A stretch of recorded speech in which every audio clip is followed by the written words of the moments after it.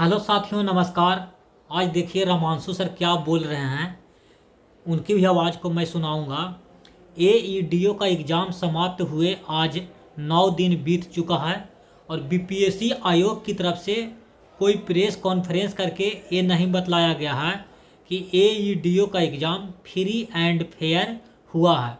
अभी तक सभी जिला से डीएम द्वारा रिपोर्ट बीपीएससी ऑफिस में नहीं भेजा गया है और इसकी जांच ईओयू कर रही है। जब तक ईओयू फाइनल सबमिट बीपीएससी आयोग को नहीं देती है तब तक बीपीएससी आयोग सामने आ करके नहीं बोल सकता है कि एग्ज़ाम फ्री एंड फेयर हुआ है। तो चलिए सुनिए कि रामांशु सर क्या बोल रहे हैं। रामांशु सर बोल रहे हैं। हाँ हाँ हाँ जी सर, रामांशु सर। नमस्ते सर।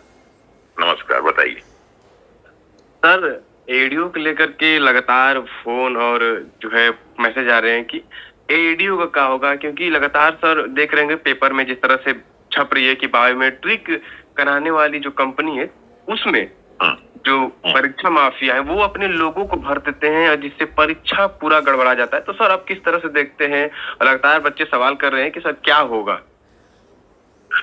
देखिए, जब ये एडीयू का एग्जाम शुरू होने वाला था 14-15 को जी, तो उस समय बिहार में काफी राजनीतिक उथल पुथल था और उसी समय एक पूरा ग्रुप इसमें लगा हुआ था कि किस प्रकार एडीयू के पेपर में धांधली की जाए। तो इसकी खबरें चारों ओर छप रही थी। इवन की जो है बीपीएससी ने भी इसका खंडन किया था, इस बात की जानकारी दी थी कि इस तरह की जो है बहुत सारी सूचनाएं मिल रही हैं, तो आप लोग इन सब सारे चक्करों में मत पड़िएगा, ठीक है, और ईमानदारी से पेपर दीजिएगा। तो बहुत सारे बच्चों ने ईमानदारी से पेपर दिया, लेकिन बाद में जब 14-15 को पेपर हो गया, उसका फिर 17-18 को जो पेपर हुआ तो कुछ लोग ऐसे पकड़े गए जो संदिग्ध थे और जो लोग जो है इंटरनली कहीं ना कहीं पेपर को जो है लीक आउट करके उसका आंसर पहुंचा रहे थे बच्चों के पास।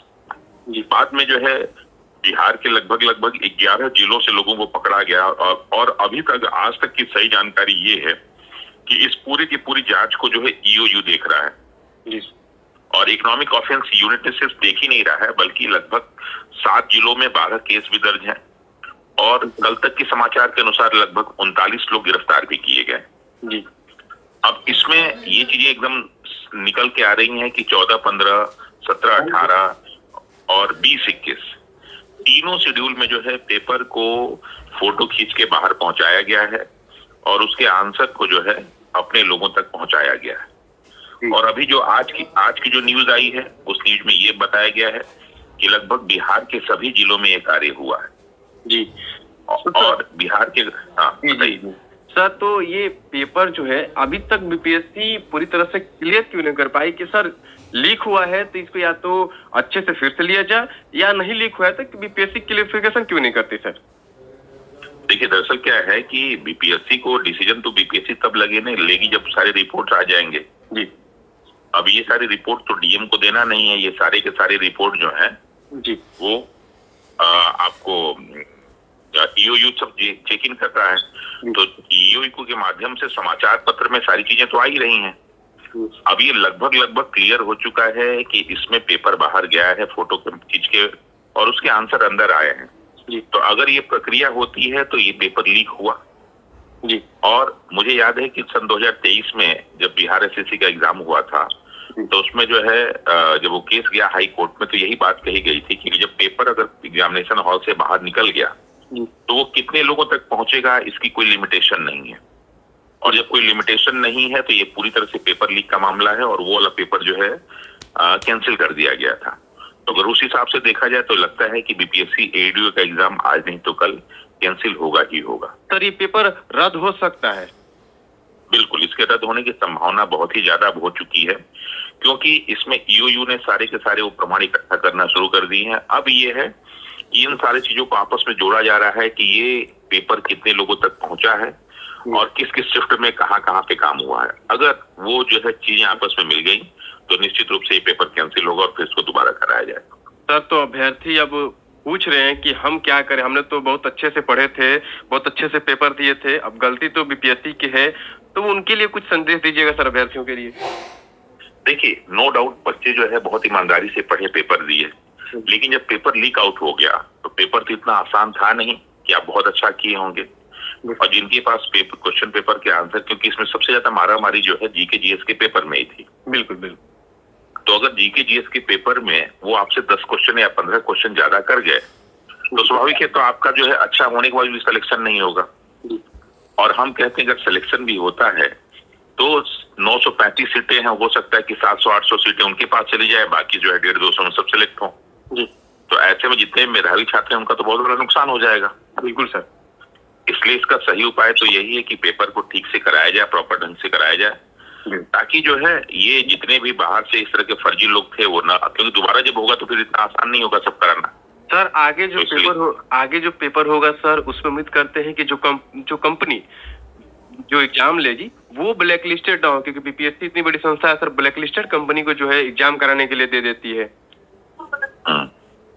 तो नहीं, ये हो सकता है। देखिए ये हो सकता है अब, क्योंकि क्या है कि बीपीएससी जो है ब्लैक लिस्टेड कंपनी को उसने लिया है, तो अब तो मुझे जहां तक जानकारी मिली है कि जो ये बीपीएससी का जो 71st का मेंस हो रहा है उसमें जो है वो उस ब्लैक लिस्टेड कंपनी से काम नहीं करवा रही है।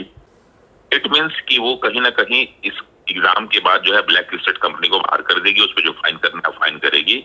लेकिन उस ब्लैक लिस्टेड कंपनी ने लगभग 60 के करीब यहाँ पे एग्जाम कंडक्ट कराए जी। तो क्या उन सारे 60 एग्जाम को ये लोग कैंसिल करेंगे या फिर 60 एग्जाम को देखेंगे कि कहाँ पे धांधली हुई है? ये तो धांधली अभी पकड़ी गई 2 एग्जाम में, एक तो सैनिटेशन वाला जो था वो वाला और दूसरा जो है ये।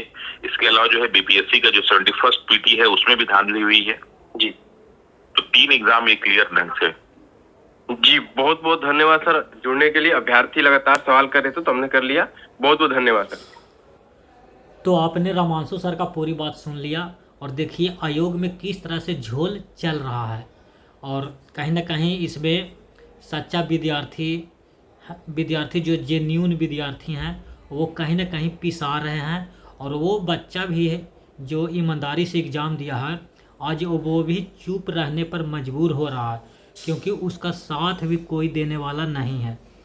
पटना के बड़े बड़े टीचर हैं, कुछ भी बोलने के लिए तैयार नहीं है। मात्र इकलौता टीचर रामांशु सर हैं जो सिर्फ आवाज़ को आगे बढ़ा रहे हैं, और सब टीचर बोलता है कि हम छात्र के हित में काम करते हैं, छात्रों की आवाज़ हैं, कोई बोलने के लिए तैयार नहीं है। 17वीं बीपीएससी का जो आंदोलन हुआ था उसके बाद जिस टीचर का नोटिस गया था उन लोग बोलने के लिए तैयार नहीं हैं। वो लोग सोच रहे हैं कि अगर हम बोलेंगे तो फिर से हमें नोटिस आ जाएगा और हमें जिस पर साइन कराया गया था उसका अनुपालन नहीं कर पाने के कारण जेल में चले जाएंगे।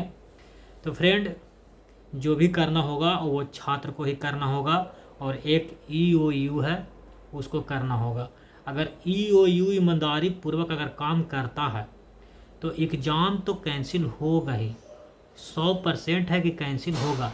अगर इस जालसाजी में अगर EOU एजेंसी टीम को अगर परीक्षा माफिया पैसा अगर दे करके इस केस को अगर दबा देता है तो इंसानी छात्र कुचले जाएंगे। इससे बड़ा कुछ नहीं हो सकता है, और आने वाला एग्ज़ाम में भी इसी तरह से काम किया जाएगा, और सच्चा छात्र, जेन्यून छात्र, मेधावी छात्र को कुचला जाएगा। तो फ्रेंड, इतना ही। जय हिंद।